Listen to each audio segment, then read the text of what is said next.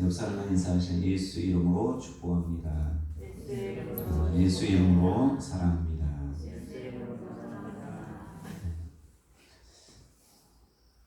예수 믿지 않는 사람들은 구약 성경을 볼 때 공의롭고 또 공평하신 하나님으로 보게 됩니다. 그러나 신약 성경을 보면서 공의로우신 하나님, 공평하신 하나님으로 인정하지 않는 경우가 많이 있습니다. 특히 세상에서 좀 존경받고 또 인격이 되고 또 법 없이도 살 수 있는 그런 분들, 또 남에게 선한 일을 행하고 또 해를 끼치지 않는 분들은 더욱더 성경을 보면서 하나님의 공의보다는 하나님의 불공평을 성경을 통해서 보게 되면서 하나님을 믿을 이유를 찾지 못하는 것을 우리가 보게 됩니다.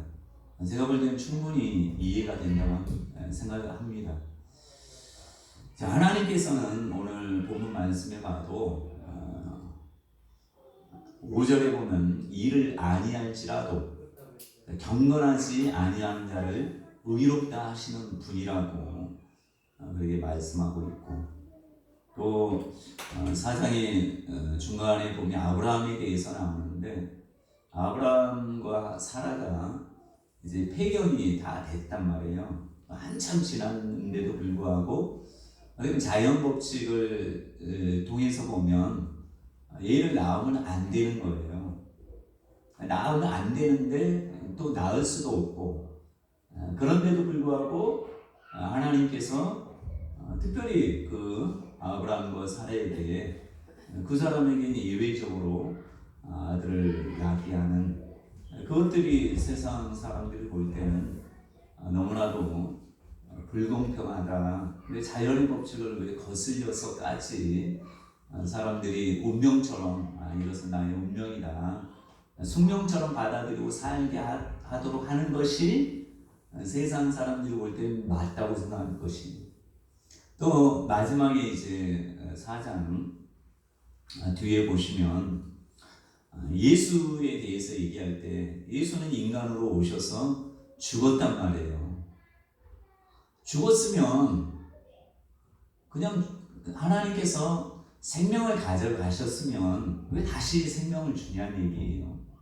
모든 사람에게 이렇게 한다면 이게 공평하겠죠.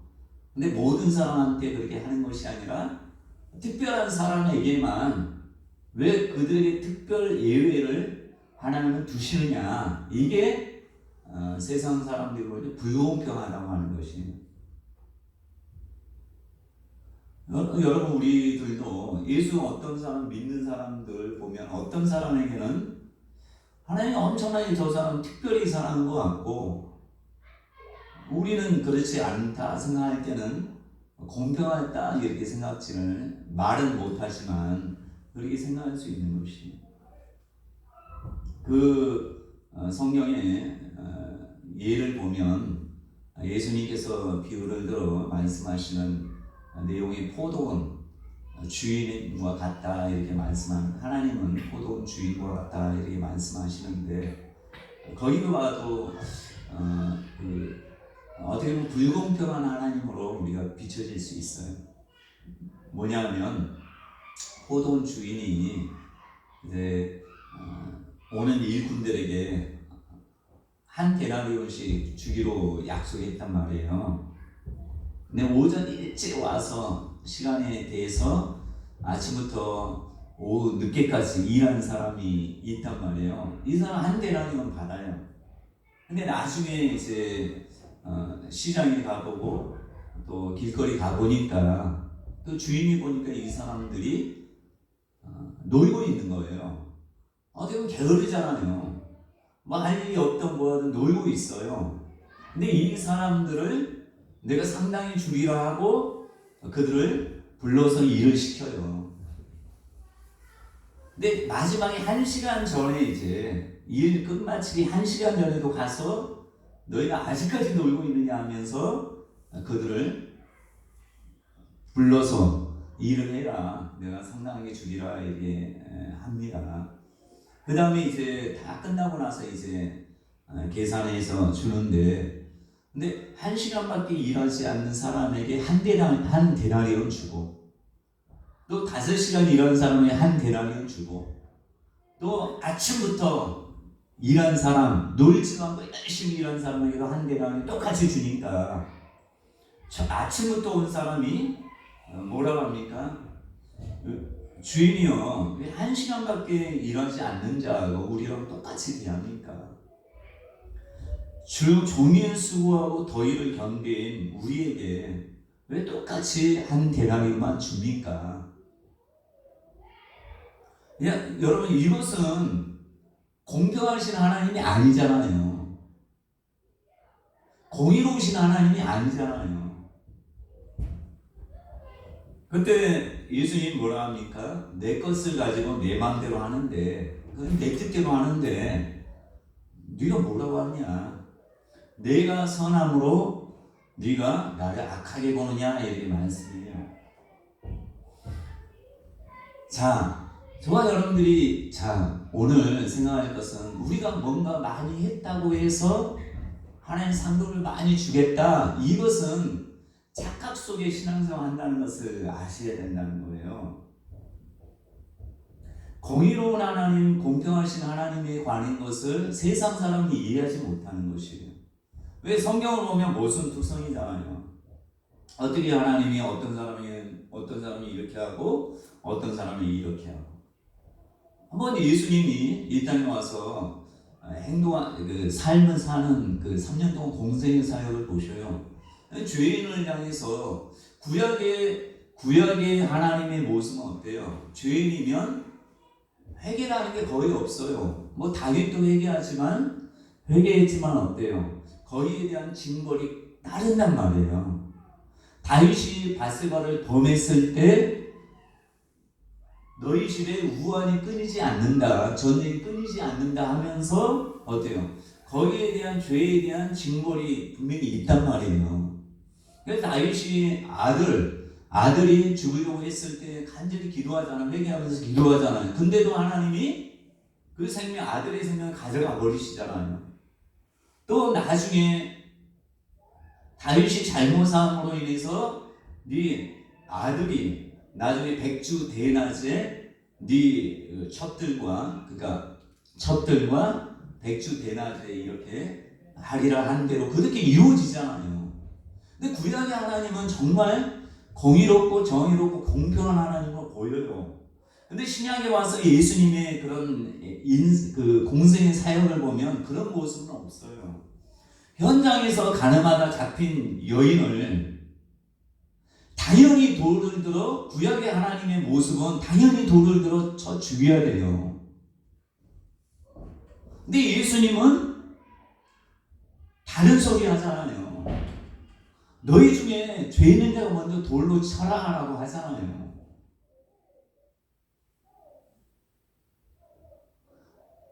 예수님이 그에게 그냥 용서해 주잖아요. 그 여인이 내가 잘못했습니다, 나 한 번만 용서해 줘, 이런 얘기 한 적이 없어요. 그런데 예수님 앞에 왔다고 해서 예수님은 그냥 아무 조건 없이 용서해 준단 말이에요. 이게 무슨 공평의 하나님이고 어떻게 공의 하나님이에요. 그러니까 예수님의 제자들이 나면서부터 소용된 사람을 불러 제자들이 묻잖아요. 이 사람이 누구의 죄로 인하여서 이렇게 된 것입니까? 구약의 하나님의 그런 모습을 그대로 얘기하는 거 아니겠어요? 여러분, 아간이 범죄했잖아요. 범죄했죠. 구약에 여호수아와 이끄는 백성들이 이제 여리고성을 침범해서 하나님이 거기 것들을 하나도 건드리지 말라, 그래서 하나님이 바친 것이 됨이라 이렇게 말씀하잖아요. 근데 아간이 몰래 그것은 외투와 금과 이런 것들을 몰래 숨겨놨잖아요. 근데 나중에 제비 뽑아서 아간이 발견됐죠. 아강이라는 걸 알게 됐잖아요. 그래서 그가 뭐라 합니까? 내가 이거 잘못했습니다 라고 고백하잖아요. 근데 어떻게 합니까? 돌로 쳐 아간만 죽은 게 아니라 아간의 식구들도 다 죽임을 당해요. 이게 바로 공평의 하나님, 공의로운 하나님의 모습이란 말이에요. 근데 왜 신약에 와서는 예수님은 본인 뜻대로 하는 것이 아니라 하나님의 뜻을 이 땅에 나타내신 분이란 말이에요.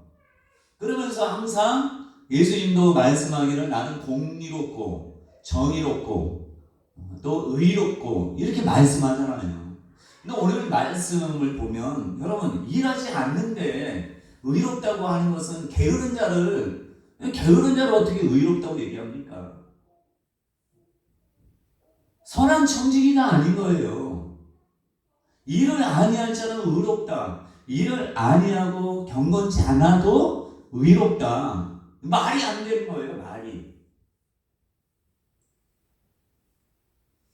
그래서 예수 믿지 않은 사람이 예수 믿는 사람도 그렇게 사는 사람이 많은 것을 보고 야, 나 저 사람처럼 믿으면 안 믿는다 이렇게 얘기하는 거 아니겠어요? 그러니까 우리가 많이 착각 가운데 있는 것은 왜 그러겠어요? 그냥 하나님이 다 용서해 준다 생각하니까 그렇게 사는 거예요. 사람들이. 여러분 밀양이라는 영화를 보셨는지 모르겠지만 밀양이라는 영화에 보면 뭐 책도 있지만 책이 먼저지만 거기 보면 이제 전도연이 주인공으로 나옵니다. 근데 전도연의 아들을 어떤 그 동네 어떤 아저씨가 유괴해서 죽여요. 감옥에 들어가요. 근데 전도연은 이제 너무 힘들고 어려워서 그 교회를 이제 가면서 하나님을 믿게 돼요. 예수님을 믿게 영접하고 예수님을 믿어요. 그래서 너무 은혜 가운데 있는데 나중에 이제 쇼크를 받게 되는 사건이 있어요.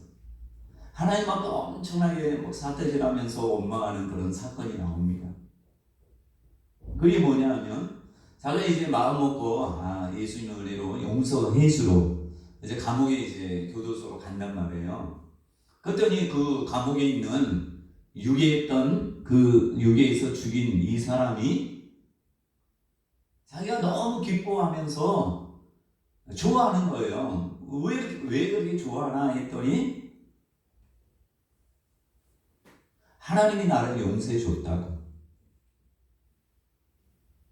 하나님이 나를 용서해 줘서 나는 마음이 편하다. 그 전도연이 이것을 보고 내가 용서해 주지 않았는데 하나님 어떻게 이럴 수 있어요 하고 완전히 돌아버리는 그런 사건이 밀양이라는 그런 영화에 나와 있습니다. 여러분, 자, 이런 하나님이 공평하신 하나님입니까? 오늘 말씀처럼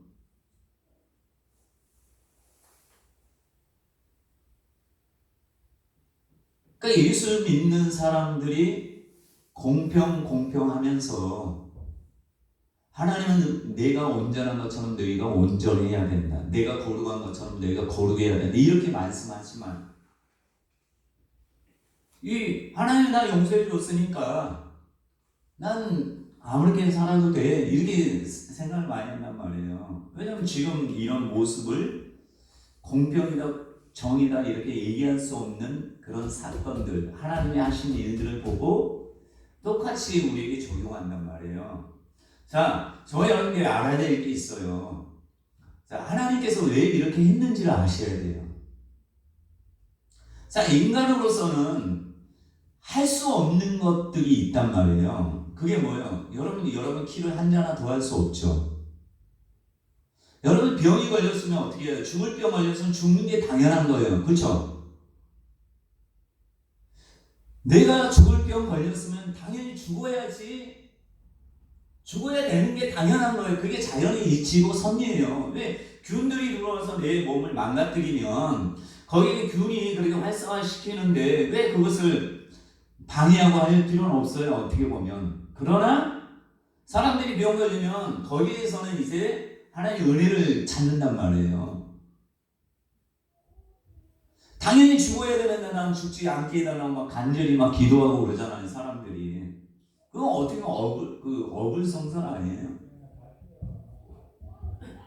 그러니까 내가 다치면 뭔가 잘 되게 되기를 하나님께 기도하고, 다른 사람이 그런 일, 불공평한 일을 하면 저 사람은 잘못됐다라고 막 신란하고, 이런 것들이 하나님이 기뻐하지 않는 것이에요. 왜냐? 여러분, 은혜라는 것을 여기에서 대입을 합니다, 하나님은. 자, 은혜라는 것은, 그 4장 1절에서 8절에 보면 어떤 게 은혜냐? 여러분, 은혜가 뭡니까?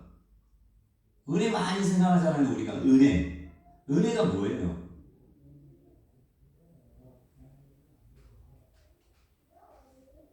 성령 충만한 게 은혜입니까? 은혜라는 게 뭐예요? 자, 우리 힘으로 할 수 없는 것들을 하나님께서 해 주시는 게 은혜란 말이에요.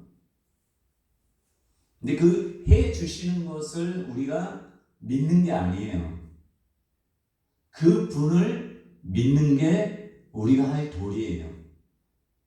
자, 은혜라는 건 여러분, 구원 문제에 대해서는 사람들이, 세상 사람은 그냥 착하게 살고 선하게 살고, 이 사람들은 예수가 필요 없어요. 왜냐하면 스스로가 생각할 때 죄 짓지 않고 남한테 끼치지 않고 남한테 선한 일을 하고 사니까. 근데 이 사람들은 은혜라는 것이 들어올 수가 없어요. 그런데 하나님이 볼 때는 이 사람도 은혜가 필요한 거예요. 본인은 하나님 예수가 필요 없다 생각하지만, 아담이 짓는 죄에 대해서는 여러분, 구약의 어떤 선지자도 어떤 이스라엘 백성도 해결한 사람이 없어요. 그들이 제사 지내고 했잖아요. 양과 염소와 더 크면 송아지를 들여서 죄의 씻음을 받았지만 그걸로도 구원을 못 받아요. 만약에 그걸로 구원 받았으면 여전히 모든 나라 사람에게 양하고 소와 비둘기나 염소를 드리도록 했겠죠. 근데 이것을 다 폐하신 이유가 뭐겠어요? 구원, 그러니까 죄의 씻음에 관해서는 인간이 할 수 있는 게 없단 말이에요. 우리가 아무리 정결해지려고 해도 죄가 이미 우리와 상관없는, 태어나면서 죄인으로 태어나는 거예요. 누구 때문에? 아담이 짓는 죄 때문에 우리는 그냥 태어나자마자 아무리 거룩한 사람이라 할지라도, 아무리 세례 요한이라 할지라도, 성령이 충만했다 할지라도 죄가 있어요, 없어요? 세례 요한이 죄가 있는 거예요. 여러분, 세례 요한은 죄 없어요? 여러분, 마리아는 죄 없어요? 마리아도 여전히 죄 있는 거예요. 왜요? 마리아도 본인이 아무리 정결하고 예수를 낳았다 할지라도 죄가 있어요, 없어요? 아무리 전적인 성모라 할지라도 죄가 있는 거예요. 죄에서 벗어나는 인간은 오직 이 땅에 오신 분 중에 예수밖에 없다는 거 우리 알잖아요. 만약에 그러면 마리아가 죄가 없다면, 죄가 만약에 없다면 예수를 믿을 필요가 없죠. 안 그렇습니까? 근데 나중에 예수를 믿잖아요. 마가니 다락방에서 간절히 기도하잖아요. 그러니까 인간이 할 수 없는 그 일을 하나님이 하셔야 돼요. 근데 가장 큰 축복은 뭐냐? 인간이 할 수 없는 일을 누가 대신해요? 하나님이 대신해야만 되는 게 있단 말이에요. 이것은 양으로도 안 되고 소로도 안 되고, 모든 것을 피를 아무리 쏟는다면, 이제 여러분들을 죽여서라도 피를 쏟아서 죄가 씻어진다면 자기 자식들을 나가서 한 사람씩 죽여서라도 할 수 있지만, 그걸로도 죄의 씻음은 될 수 없는 거예요. 그렇기 때문에 우리가 은혜가 필요한 거예요.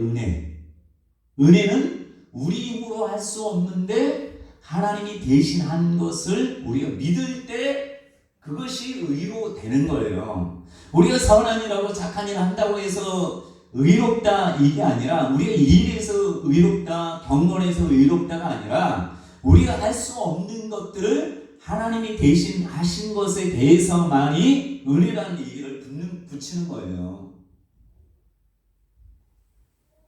그러니까 우리가 은혜 받지 못한 사람은 이 세상에 한 사람도 없다는 거예요. 근데 이걸 가지고 사람들은 인간이 할 수 없기 때문에 하나님이 이미 하셨던 일, 이 땅에 예수 그리스도를 보내셔서 하신 일에 대해서 모르니까, 그것을 모르니까 하나님이 보면 불공평하게 보여요. 왜? 죄 여전히 짓고 잘못한 일을 해도 사람들이 막 축복받고 하는 것을 보고 이게 무슨 일이냐, 불공평하다 얘기할 수밖에 없는 거예요. 왜? 예수 믿는 사람은 어찌됐든 잘 되잖아요. 마음이 평안하잖아요. 그러니까 예수 믿지 않는 사람이 보면 저 사람은 뭐 맨날 행실은 뭐 제대로 신앙생활을 안 하는 것 같은데, 그런 거 보면서 사람들이 불공평하다는 거예요. 예수 믿지 않는 사람이. 여러분, 아까 세 가지 얘기했잖아요. 자, 이를 아니할지라도 경건하지 않는 자를 의롭다 하시는 거. 이미 불공평한 거예요. 그리고 얘를 낳을 수 없는 사람이 얘를 낳는다.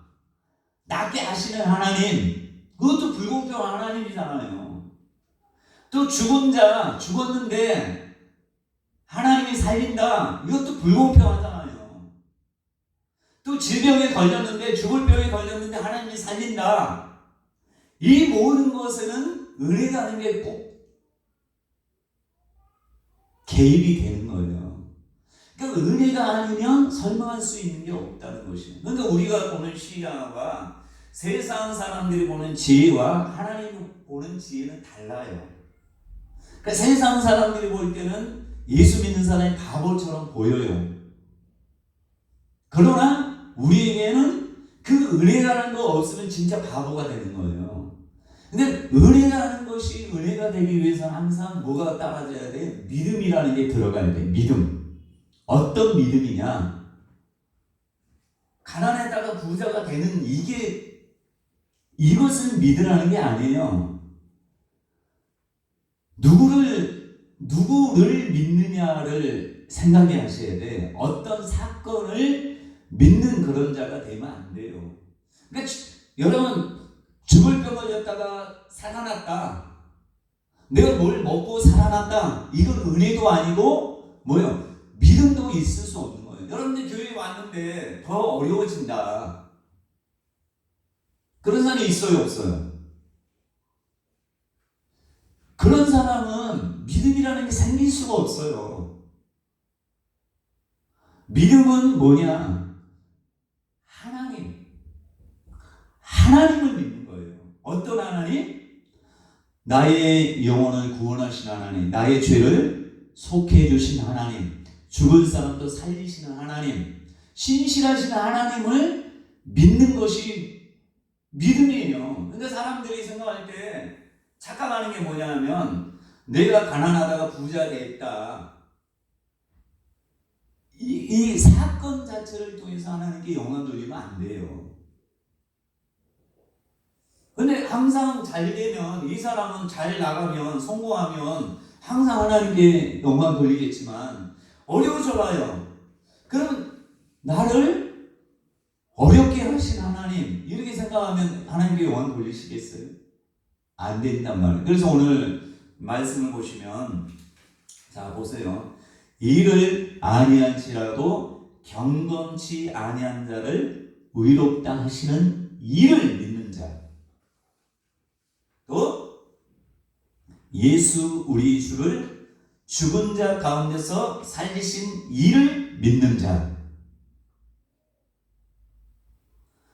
또 4장 20절에 보면 믿음이 없어 하나님의 약속을 의심치 않고 믿음으로 견고하여져서 이렇게 말씀해요. 이 말씀 뭐겠어요?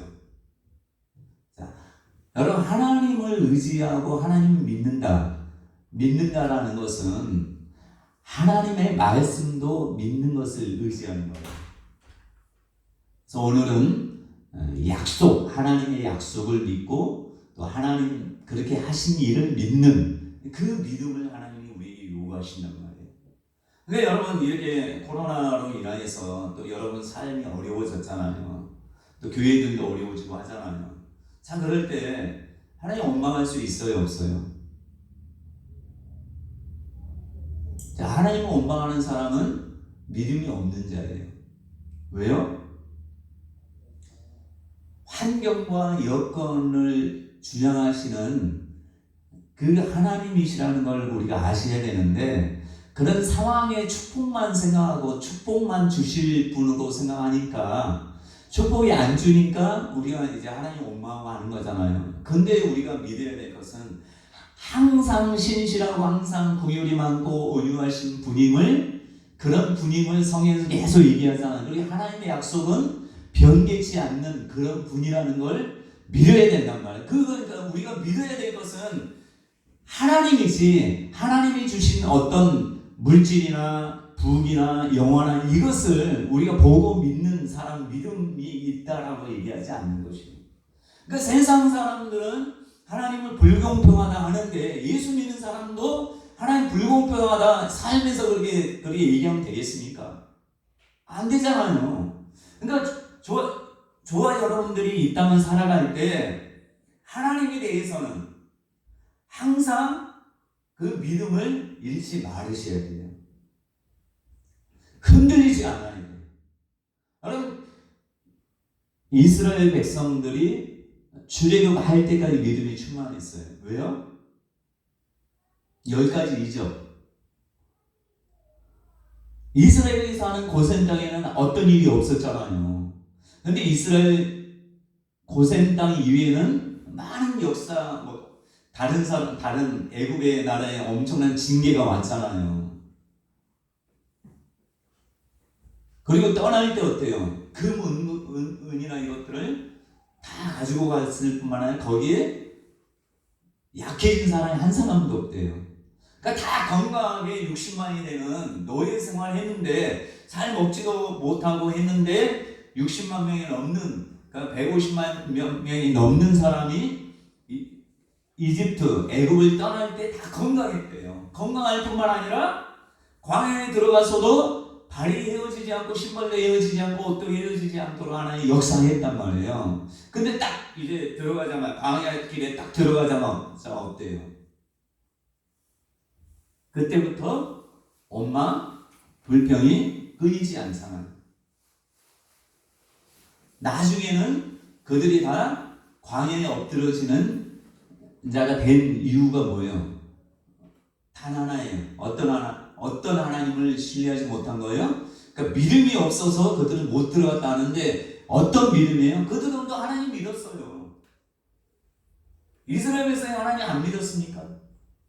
믿었잖아요. 근데 어떤 하나님으로 믿었어요? 그들은 우리가 필요할 때마다 모든 것을 채워주시는 하나님, 내가 기도할 때마다 응답해 주시는 하나님, 신실하신 하나님으로 믿는 것이 아니라 내가 어렵고 힘들 때 나를 몰라주는 하나님, 나에게 전혀 관심이 없는 하나님, 이렇게 생각했기 때문에 그들이 말하는 대로 하나님이 역사했다 이렇게 말씀해요. 그러니까 우리 신앙도 한번 돌이켜 봐야 돼요.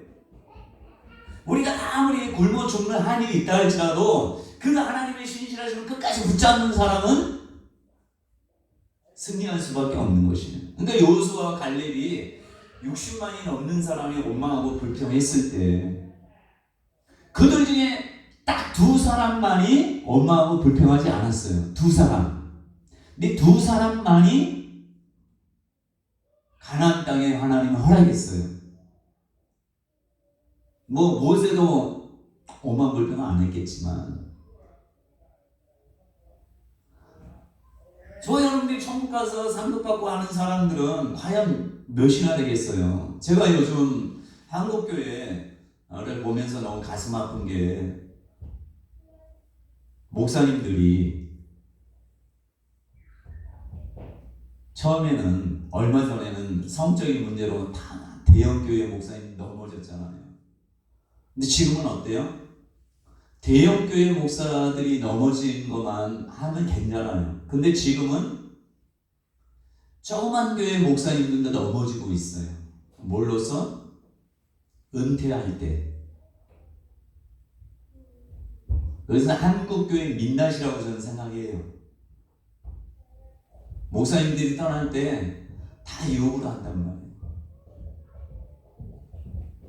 그래도 너무 과하게 유혹을 한단 말이에요. 그래서 제가 어떤 목사님이 저한테 그 문제로 전화가 와서 그런 얘기 하시더라고요. 그래서 뭐 20년 하고 30년 하고 50년 하면 뭐 하겠어요, 목회를. 자기가 이제 끝나고 나서 은퇴하고 나서 살 길이 막막하니까 그렇다는 거 어느 정도 이해해요. 교회에서 챙겨주면 좋겠는데 그것도 안 돼서 그런지 모르겠지만 유혹을 한단 말이에요. 근데 교회에서 거의 대출을 받아서라도 하도록 유혹을 한단 말이에요. 그래서 제가 그런 얘기 했어요. 이 목사님들은 30년 동안 열심히 뼈빠지게 젊은 시절을 다 바쳤는데 스스로가 이 세상의 영광을 다 취하고 천국 가면 상급이 없겠구나. 우리 땅에서 자기가 했던 모든 수고값을 다 달라고 하잖아요. 이게 은혜가 아니란 말이에요. 여러분, 하나님이 원하는 목사의 모습은 어떻겠어요?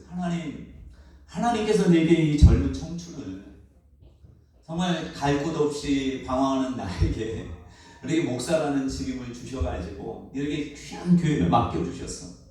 정말 부족하고 연약하지만 하나님의 양무리를 내게 맡겨주었어. 이들을 그래도 끝까지 잘 감당할 수 있도록 나에게 이 청지기식을 그만두라 하지 않고 끝까지 이렇게 은퇴할 때까지 하게 하심을 너무 감사드립니다. 이 모든 것이 다 하나님의 은혜입니다.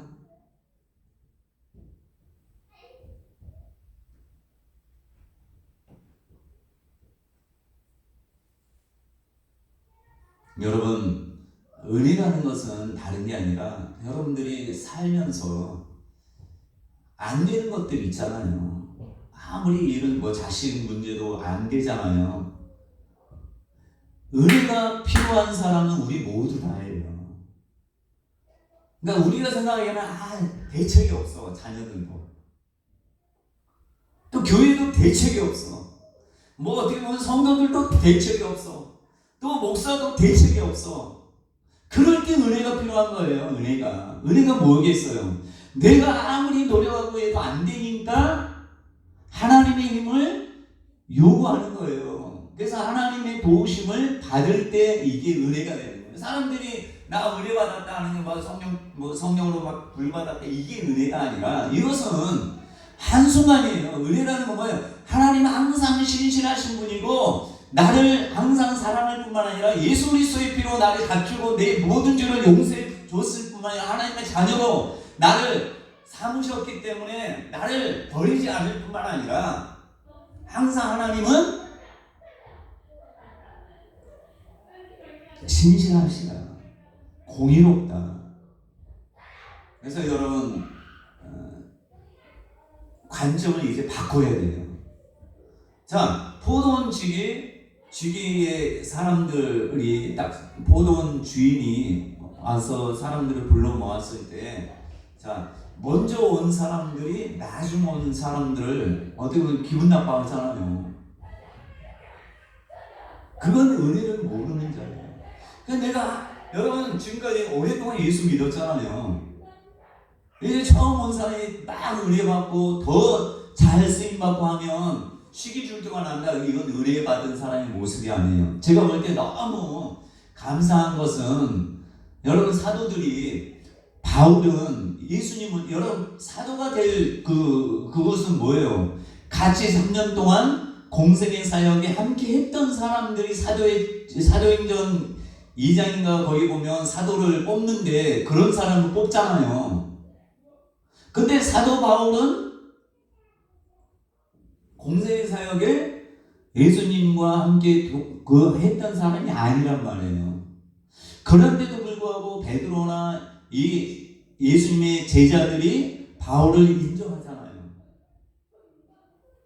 훨씬 후의 사람이잖아요. 어떻게 보면. 또 바울은 핍박했던 사람이잖아요. 예수님 믿는 사람은 핍박할 뿐만 아니라 죽인 사람 아니에요. 그런데도 불구하고 베드로가 뭐 이런 제자들이 시기줄도 안 해요. 더 잘 나가잖아요. 어떻게 보면 바울이 잘 나가도 거기에 대해서 그냥 하나님께 영광 돌리잖아요.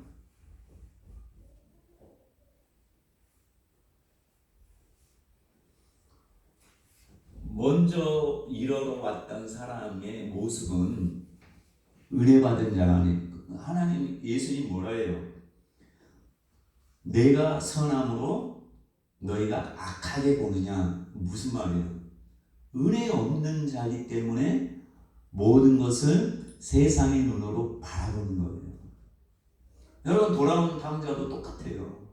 첫째 아들이 뭐라 합니까? 아버지한테 나는 한 번도 아버지의 명을 어김도 없고 아버지 일에 너무나도 열심히 했는데 나에게는 어떤 걸 뭐 송아지 새끼가 아니라 염소 새끼 한 마리 나를 위해서 잡아본 적이 있으니까 아버지 어떻게 저렇게 참기와 함께 아버지의 돈을 허랑방탕하게 쓴 사람을 선 아들에게는 저렇게 뭐 새옷도 입히고 가락지도 끼우고 잔치를 벌이고 내게는 이게 뭡니까?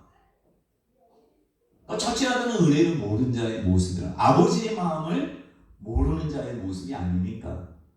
그때 아버지가 뭐라 합니까?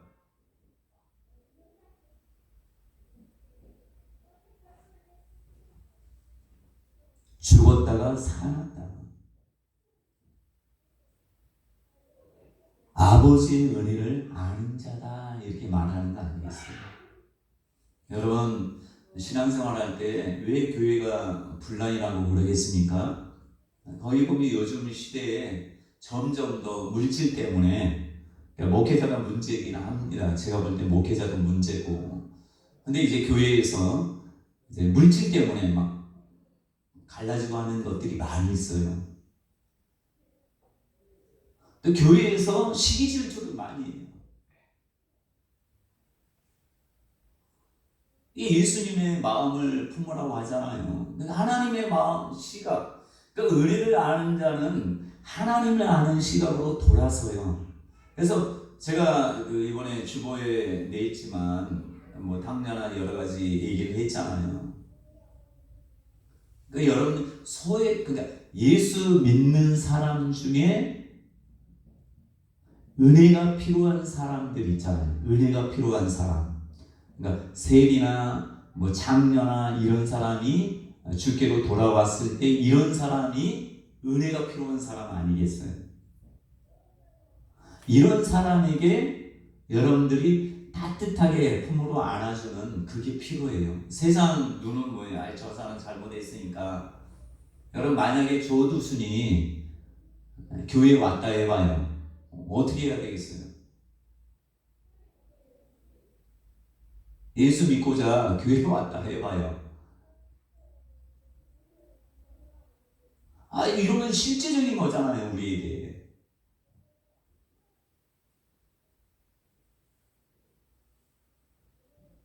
똑같이 세상 사람처럼 욕하고 한다면 그 하나님의 은혜를 모르는 자예요. 뭐 저도 너무 부족하고 하지만 하나님께서는 불공평처럼 보이게 하는 이런 모습은 은혜로밖에 설명할 수 없는 것들이에요. 그러니까 우리는 죽을 수밖에 없고 또 하나님의 자녀가 될 수 없는 마귀의 자녀였다고 하잖아요. 예수님이. 마귀의 자녀는 뭐예요? 당연히 하는 게 거짓말, 살인, 죽이고 또 속이고 사기치고 이게 당연한 거예요. 그러니까 예수 믿지 않는 사람이 이렇게 하는 건 어떻게 보면 당연한 거예요. 제가 요즘 정치 보면서 너무 답답해요. 막 어떻게 보면 세상적으로 막 부글부글 끓어올라요. 그럴 때 어떤 생각이 드냐면 세상 임금들이나 이런 관원들은 자기 임의로 정치한대. 임의로라는 뭐예요? 자기 입맛에 맞게 할 수밖에 없다는 거예요. 근데